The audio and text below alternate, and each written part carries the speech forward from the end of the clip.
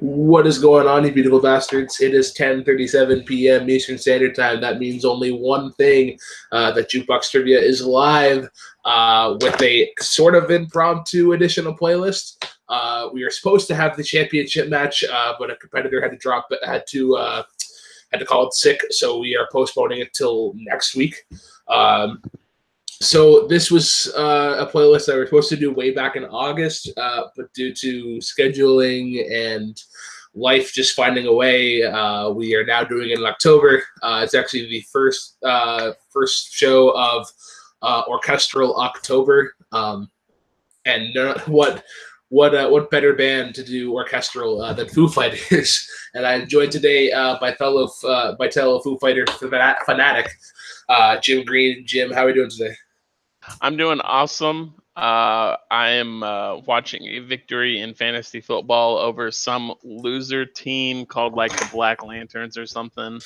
The Cobnobblers. Whatever. So that's happening at this very moment as well as this. So it's going good. It's going good.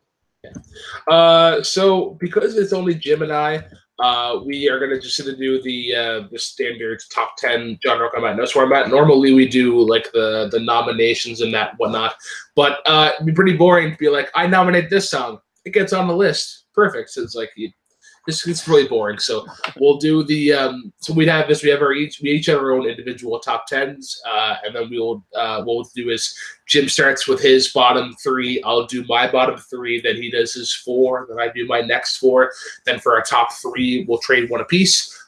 Punting rules do apply, so if there's 2 or more spots in between our choices, that'll be a punt. And yeah, then after we reveal our own top 10s, we'll create a top 10 for the show itself. So let's get right into it. Jim, what is your number 10? My number 10 is off of 1999's There's Nothing Left, and it is Generator. Not on my list. Let's talk about it. I'm sorry that you have terrible taste, Brooklyn. Ooh. Generator is most people would go for the obvious Learn to Fly off of There's Nothing Left, but for me, I just always I just always really loved Generator. It has that really good opening to it, the wow wow wow, and then it just like goes right into like just boom, and the song takes off, and it's got a great chorus to it, and yeah, it's just always been one of my favorite non-singles, because you got to have those non-single favorites. I am not going to lie. This is an album that I do not listen to as much. Yeah. So, yeah, I have my favorites, but this is one that I do not listen to as much. So I had to replay it just to kind of spark a memory. But yeah, it's a solid song. Small spoiler alert. When I did my listen through of all the albums, There's Nothing Left had 6 songs that I had for consideration, which was the second most out of all their albums. Oh wow. Well, that is interesting for sure. Let's truck right on through. What is your number 9? My number 9 is the song that started it all.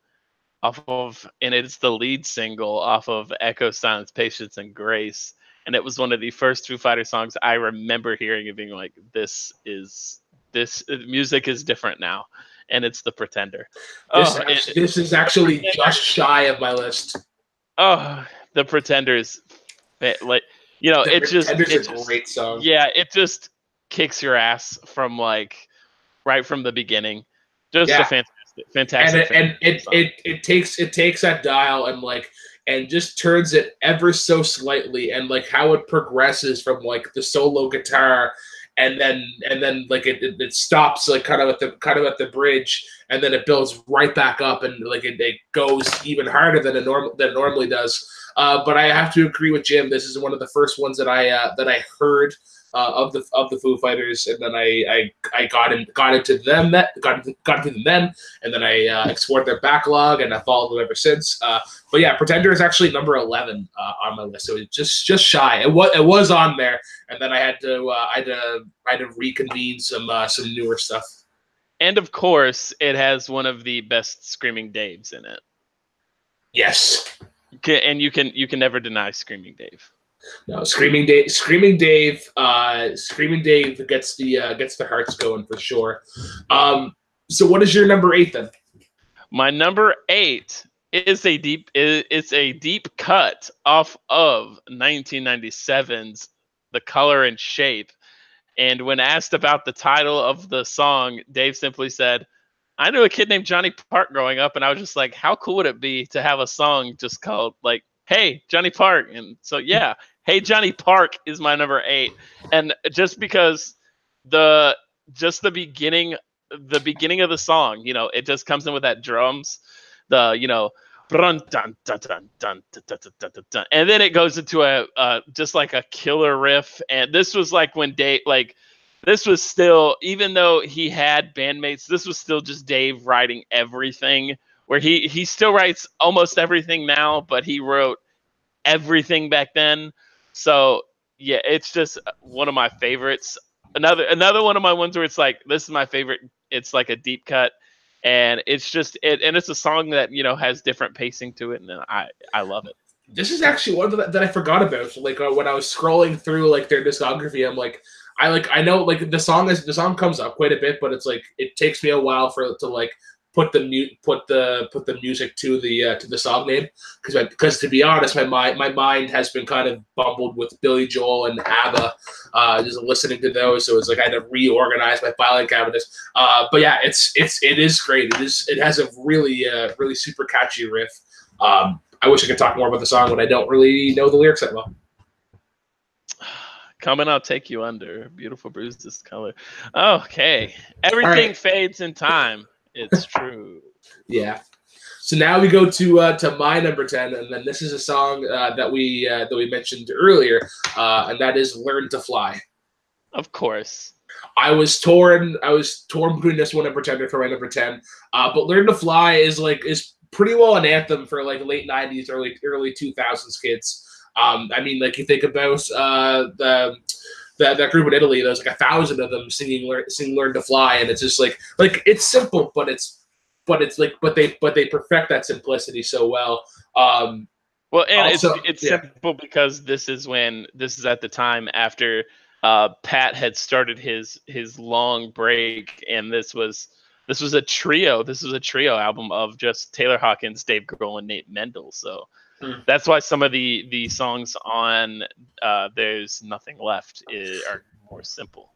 And I think it's kind of foreshadowing into like what kind of music that they would go into after, because like when you think about like their later albums, which we'll get into later, they tackle a lot of like mental health almost, and it's kind of like this song almost sounds like almost a cry for help, like looking for a sky to save me, looking for a satellite, looking for someone to help me burn out bright, like something like that. It's like Dave's lyrics are just amazing. He's always like sneaky, like what's the word I'm thinking of? Psychological and kind of like a psychiatrist for you. Yeah. It's just like, just listen to the songs, and because like the whole it's been a while, but it's like The Color and Shape is just this like whole album about, it's like a whole breakup album, like a whole breakup album about he doesn't love his first wife anymore, and like all that kind of stuff. So yeah, Dave is a sneaky, not even sneaky, he's just an amazing songwriter. Oh yeah, it's incredible. So my number 9 is actually from their latest album, Concrete and Gold, and that is The Line. The Line.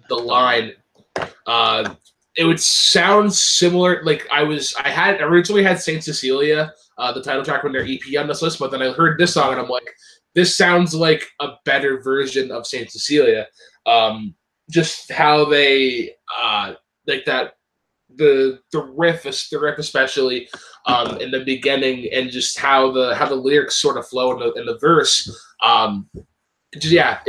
it's kind of eerie, or not eerie, but it's kind of daydreamy. There's a lot of legato in the chorus. But yeah, this is one of my favorites from the new album. But your thoughts on the line? Not one of my favorites. I don't believe it was on my my list of consideration off of Concrete and Gold. No, it was not. Yeah, I don't dislike the song, but it's not one of my favorites off of Concrete and Gold. Yeah. All right. So my number 8, we're actually going way back to the original album, the South Side of the Foo Fighters album. We'll go to "I'll Stick Around." Yeah. Okay. Yeah. This is one of mine, just for like for the different parts, where it's just kind of him telling a story in the beginning, and then that riff, you hear it so much now in pop culture. Like I feel like it's that style of riff that you hear a lot, like in Tenacious D, especially in songs like Kickapoo. And then the repeated lyric, "I don't owe you anything," is one that is ingrained to the mind of like 90s grunge kids. Yeah, that was the definite, like, you could hear the influence of it being 1994 when he's like writing that stuff. Yeah. And yeah, it's a great song that everyone just assumes is about Kurt Cobain, but Dave's like, no, it's not about Kurt, but it's like, yeah, but it might be. So it's one of those another one of his great songwriting songs, especially it's one of his like early songwriting songs, so it's even better. I'm trying to remember because I remember the music video was pretty cool. But it's like when they say "I don't owe you anything," they're saying it to like some sort. Is it like a demon or a dragon? I'm trying to remember the exact, but it was like. But I like that music video in particular of their many great ones. That one sort of sticks out. Yeah. All right. So let's go to the next 4. So what is your number 7? Well, on the subject of 1995 and great music videos, everyone needs a little Futos in their life. And it's Big Me. I went with Big Me off of 1995. Big Me did not make my list. The happiest song ever, you know? Yeah, it is. Oh yeah, it's incredible. Like it's such a change of pace from what they normally do, because they're like, usually 90s, like they're usually like super heavy, or not super heavy, but like moderately heavy grunge rock, and then it's just like, oh, we're gonna throw in an acoustic doodle in there. And it's like 2 minutes. It's like 2 minutes and 15 seconds ish, and it's just like, that was just delightful. That was just a great track, and it's like, it's one of my favorite songs. And the music video for it's amazing too. Where they get the Futos. Yeah, and it's so catchy. The first lyrics, it's like, you can't help but sing it. It's so good. I could stand to prove. Yeah, it's big me. Yeah, I know that's true. All right, so let's get to your number 6. Then, what's your number 6? Number 6 is, just to confirm, this is also off of "There's Nothing Left," but it's not the last. It's "Break Out." Break Out. Yes, Brooklyn, Break Out. Break Out is awesome. They played it in the Starplex Pavilion as a song for all of you old fucks. It's fantastic live. It's a great song. Very catchy. Man, "There's Nothing Left." How did I forget about this song? One of these days I'll shake you down. Yeah. And it picks up. Yeah. My friends, of course. Yep. And then it goes into Screaming Dave. You make me break down. Oh man. Yeah, it's a great song. Love it. It's got a great music video. Wait, no. Am I thinking of the right music video? I think so. It's just like, fantastic. It's just a great. I'm an idiot for forgetting this song. It probably still doesn't make my top 10, but it's probably 13 or 14. but yeah, it's an epic for me. I like especially like a lot of their like epic songs they use the key of B, and it sound the sound fills the room for me. Yeah. But yeah, I think we're now on to your number 5. And my most ambitious song on here that you definitely don't have on your list, and it's off of There's Nothing Left, and it's Gimme Stitches. It's just another. It's just like for me. It's just like Generator, to where it's just a really weird song, and like it beat out Aurora and Headwires and Learn to Fly off of this album to make it on here. And I put it number 5, so I really love the song. And yeah, it's another great one to where it's just like, I know most people aren't going to be like, yeah, that's like my favorite. But I love it. So screw all of you. I'm definitely gonna admit that as a deep cut, but that is my hot take. Yeah. That is my biggest hot take. Yeah, I have a couple of deep cuts as well, but mine are from an album. I think I'm the only person that like, or the only person that I know of that like absolutely adores this. But yeah, I can understand this being top 5. Like I haven't listened to as much of their like sophomore stuff that I have like the newer and like the first album. But yeah, definitely some ones I actually to re-explore. So now we're on to your number 4. And number 4, this is where it gets tough. This is where you break out the big ones, and there's like, I think this is the top 3 for most people, but for me it's 4.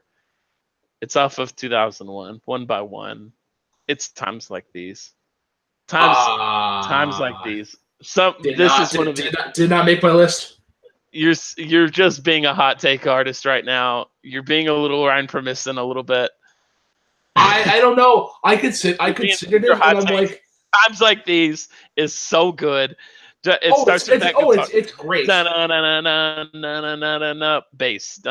It's so good, and then just the drum comes in. And yeah, it's so just the lyrics. Yeah, exactly. There you go. And the lyrics are fantastic, as they usually are, and it's just the music video is.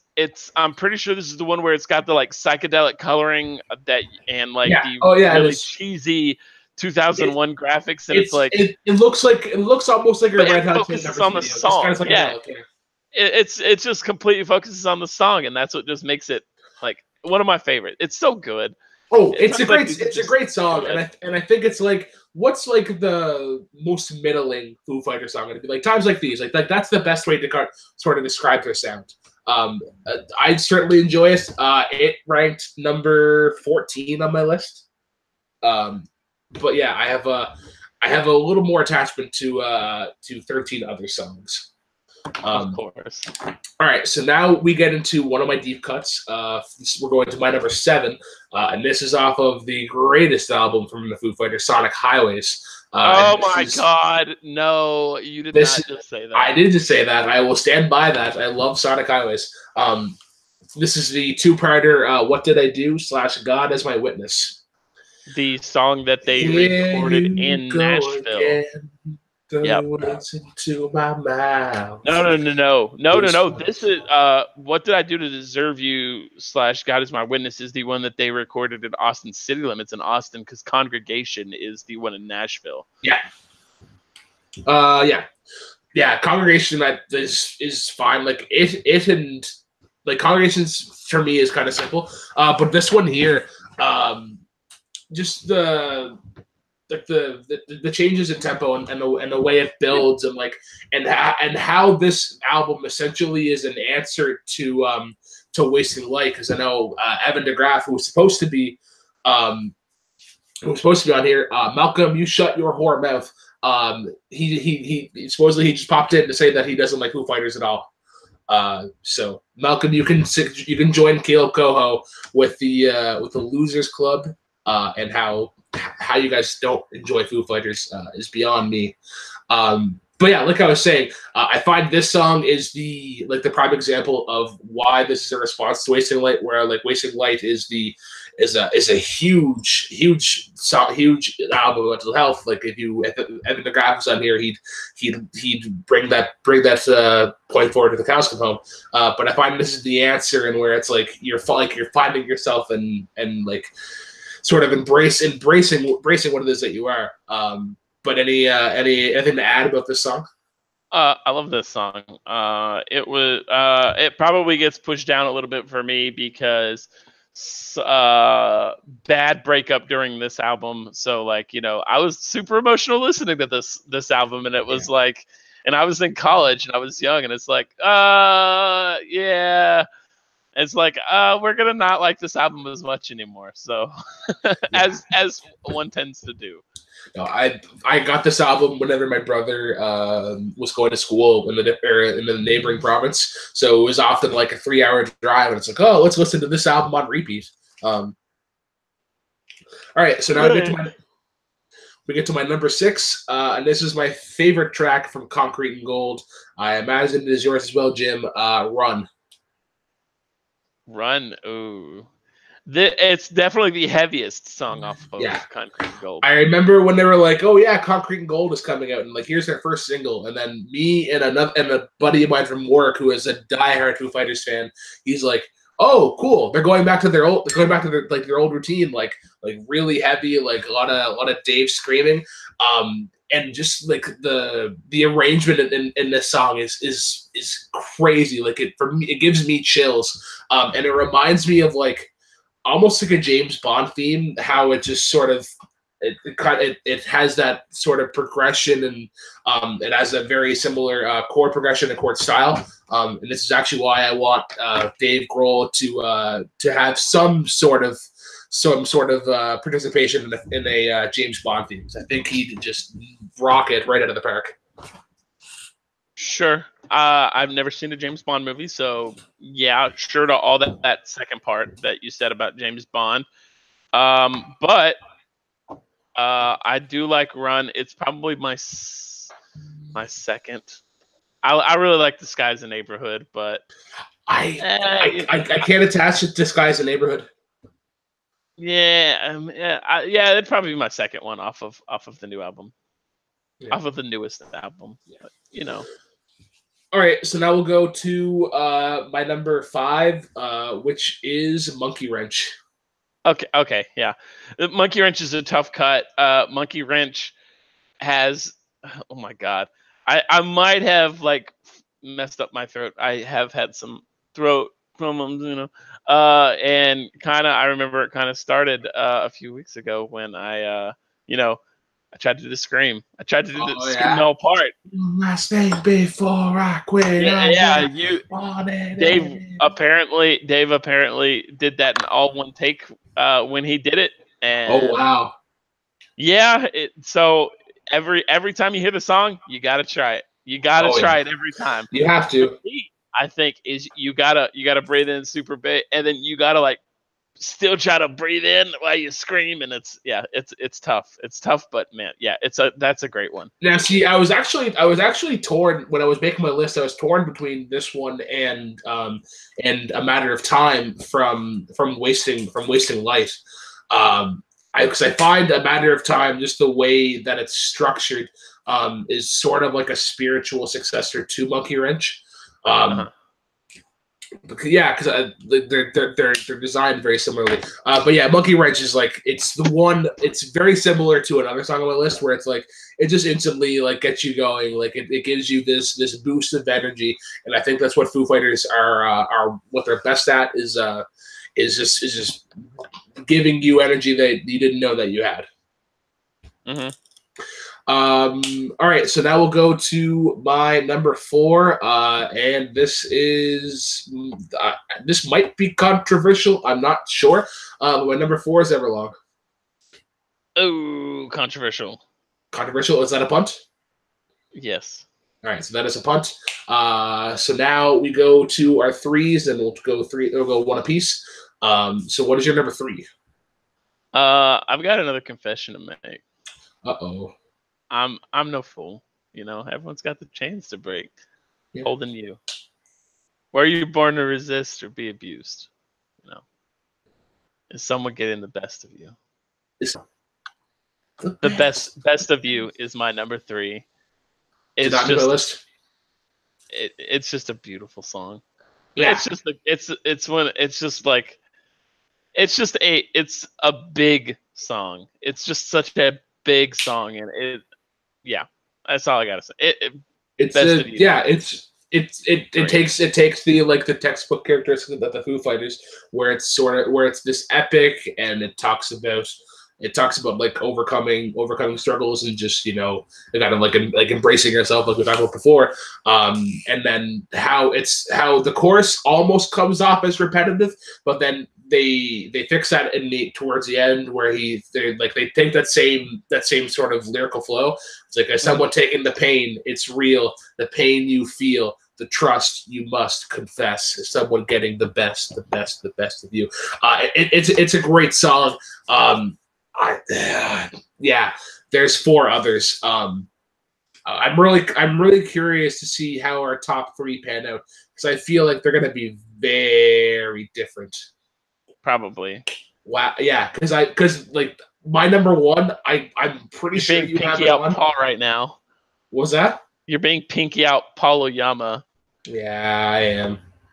All right, so we're going to go to my number 3, and this is actually my favorite track from Wasting Light. And that is the first track, Bridge Burning. Nope. I went with a different song. Okay. I went with a different song off of Wasting Light, but I can tell you, Wasting Light is my number 1 album of theirs ever, and Wasting Light's pretty great. I had 7 tracks off of there that I was considering for this. Yeah. And it came down to Bridges Burning, Arlandria, and my other song. Arlandria is not my number 2 or 1, I can tell you that. So okay. Arlandria did not also make the list, but yeah, Bridge Burning, like this one here, especially for the gym, for me, it's like I could be like winded after a long like cardio session, and it's like I hear this song and it's like, cool, like that half hour didn't happen. It's just it's a sort of a callback to their older stuff, where you do get that Dave scream, but then it's sort of it softens up a little bit, but keeps that pace in the chorus. And it's just like it's a banger for me. Anything more to add about Bridgeburn? No, I think you got it. Yeah. All right. So now we go to your number 2. My number 2, I might want to call an audible, but I'm not sure. All right. Man. Okay, I got to go with what I have on here. My number 2 is off of Wasting Light, and it's the beautifully epic Walk. It's one of my Walk is so good. It's just a very it's probably the most peaceful song. Like, even though it does it picks up towards the end and it just starts to, it starts to really punch you in the mouth, but at the beginning, it's just so peaceful and everything. They used it to end Thor in 2011, and yeah, so I Walk.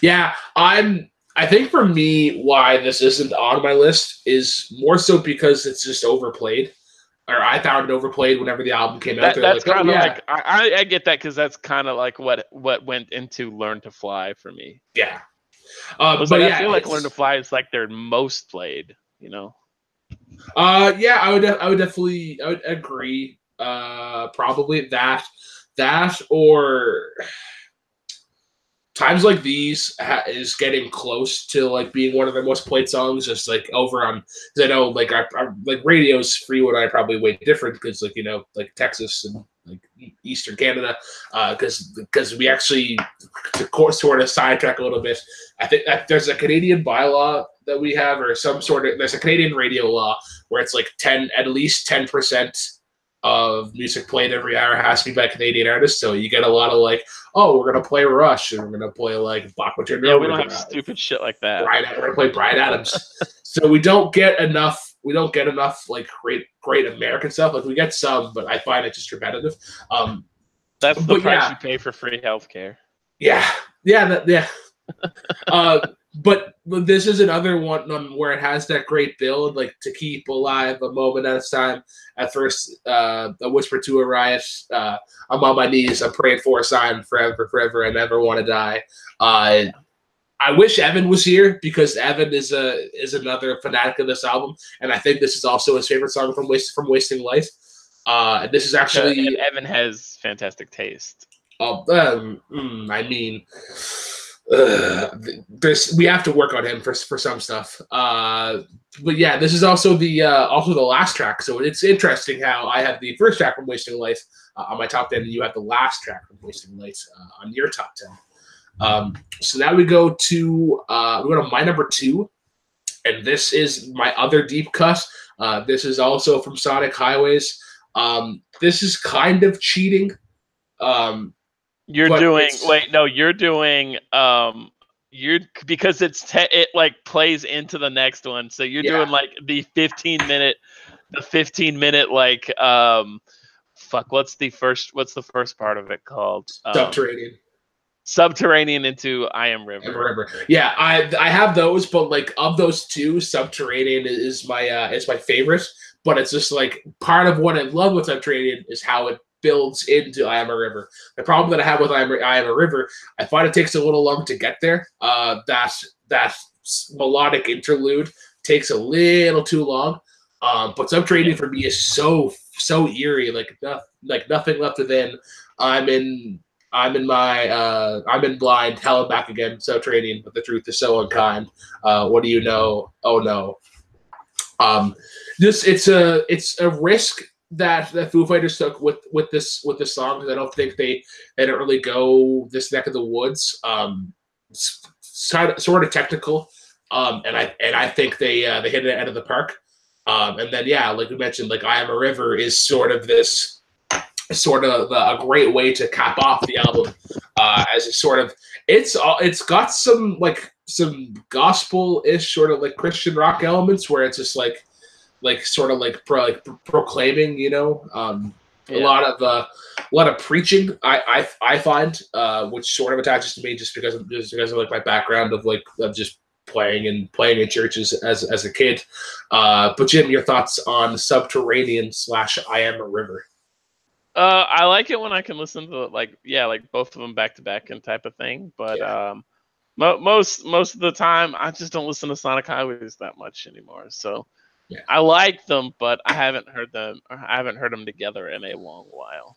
Yeah, that is one thing. Like if I just have it on like shuffle and I hear Subterranean, then it's almost like I have to like go to my playlist, like pick I Am a River next, so that it automatically goes into that one.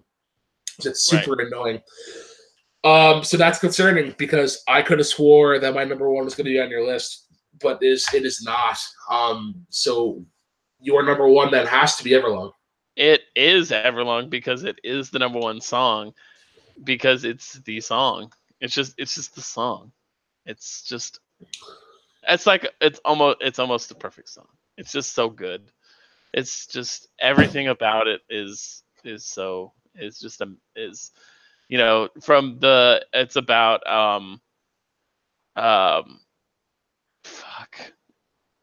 I looked this up, but it's about a song about his first wife and all that stuff, and it's so powerful. I don't have the lyrics in front of me, and but if you try, I find myself into. Yeah, it's just this great song, and yeah. Now see, I'm going to be one of few people that actually prefer the acoustic version over the. Well, the acoustic version just makes it. Yeah, I mean, the album version is great. Oh yeah, but like the acoustic version, which he first performed on Howard Stern, that is just like the perfect version of the song, and it's just like when you just have Dave strumming strumming on an acoustic guitar, and like you just have like he's not doing the Dave scream, which is fantastic, but you just get to hear how great of a singer Dave actually is. It's how haunting the song is, and how it's just, it's very, how it could be this borderline generic sort of rock anthem of the late 90s, where and then it's just like it becomes this very, very intimate kind of like great for like a setting of like 20 people just at a bar, like, here guys, I'm gonna play this song that I wrote about my first love. Yeah. But yeah, okay, so now we go to my number one. So Brooklyn, reveal what your number one song off of Sonic Highways is. It's not from Sonic Highways. My favorite song is not from Sonic Highways. I will give you the lyrics though.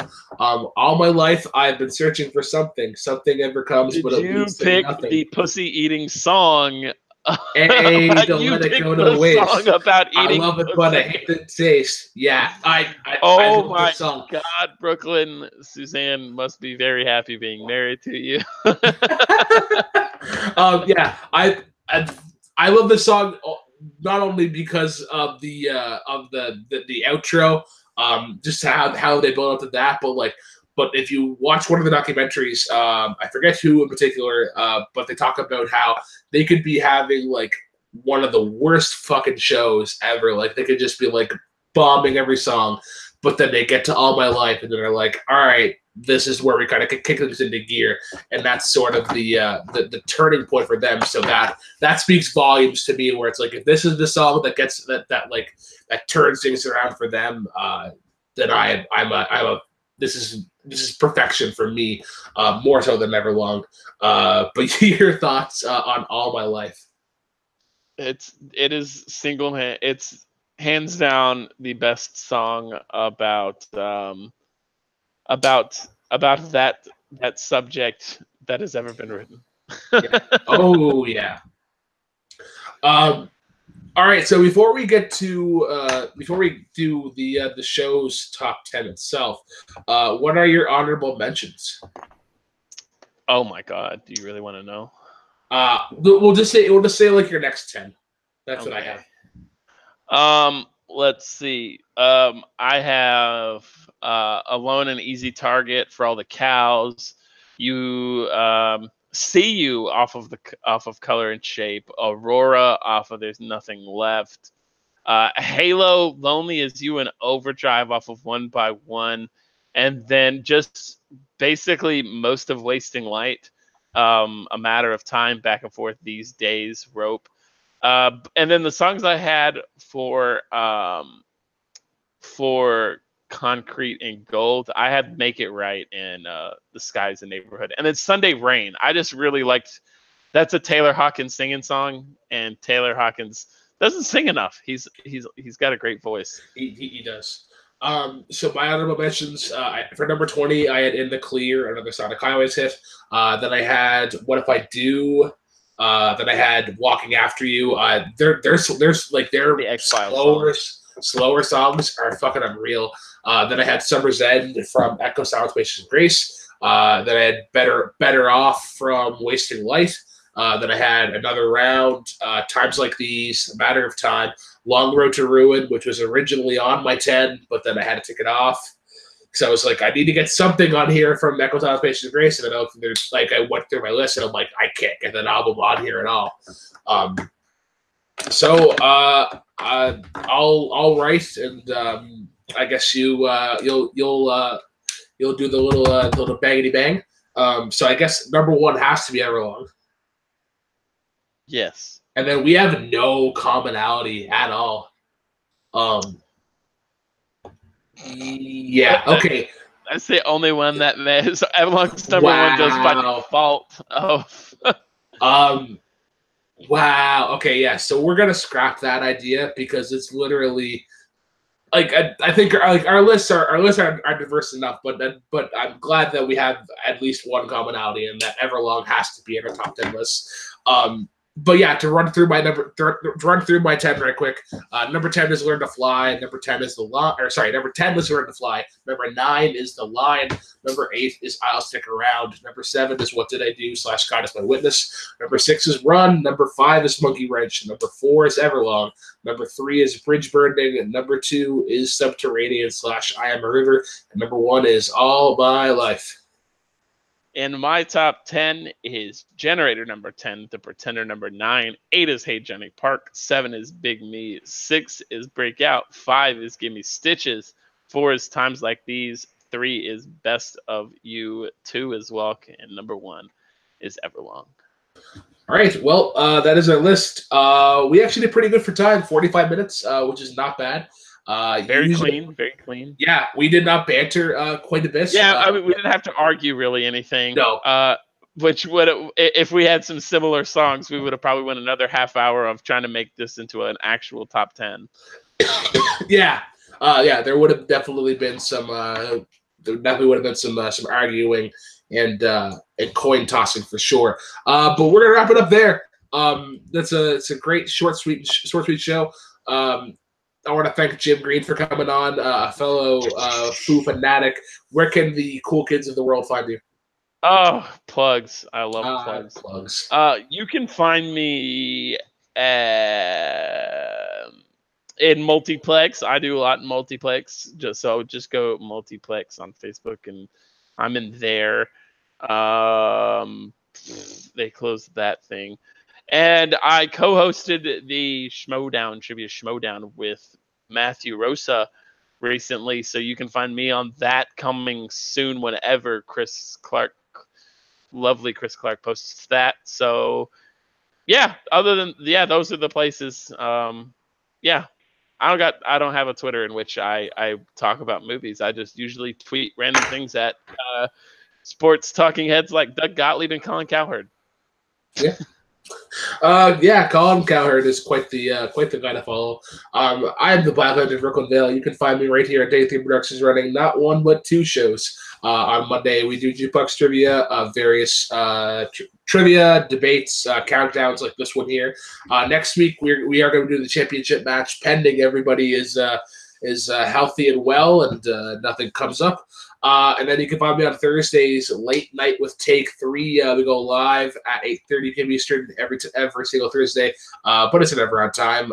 This week with the release of WWE 2K19, we are talking about our favorite wrestlers. I want to take that belt off of Cody one way or another. And you can also find me on Twitter and Instagram at TheRealBK10. That is 1010. Thanks for tuning in, guys. Be sure to like, comment, subscribe. And as always, drive safely.